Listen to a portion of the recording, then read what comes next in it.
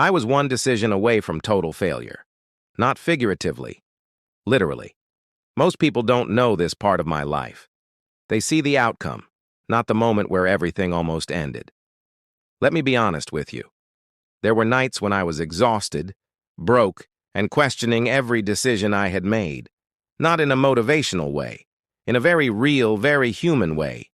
If you're watching this and you feel like you're close to quitting, this is for you. People think success is about confidence. It's not. It's about surviving doubt without running away from it.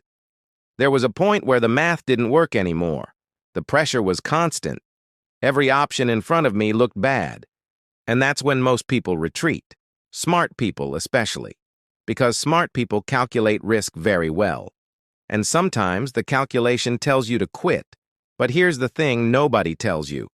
The most important decisions in life don't feel rational when you're making them. They feel heavy, lonely, uncomfortable. I wasn't confident.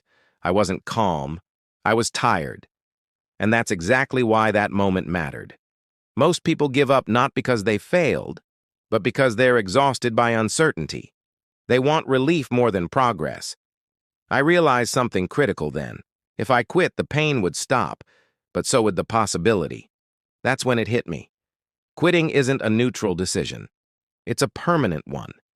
People love to talk about risk, but they ignore the biggest risk of all, walking away too early. The truth is, most breakthroughs happen right after you feel completely depleted. Not energized. Depleted. That's when the filters drop. That's when excuses stop sounding intelligent. That's when commitment becomes real. I didn't make the safe decision. I made the honest one. I asked myself a brutal question. If this fails, can I live knowing I didn't quit out of fear? Fear doesn't disappear when you succeed. You just stop letting it drive. Most people never build anything meaningful because they optimize their life to avoid discomfort. They want guarantees before effort. But guarantees don't exist where growth happens. If you're tired, that doesn't mean you're wrong. If you're scared, that doesn't mean you're failing. And if you're close to quitting, it might mean you're closer than you think. Here's what I learned from that moment. First, clarity comes after commitment, not before.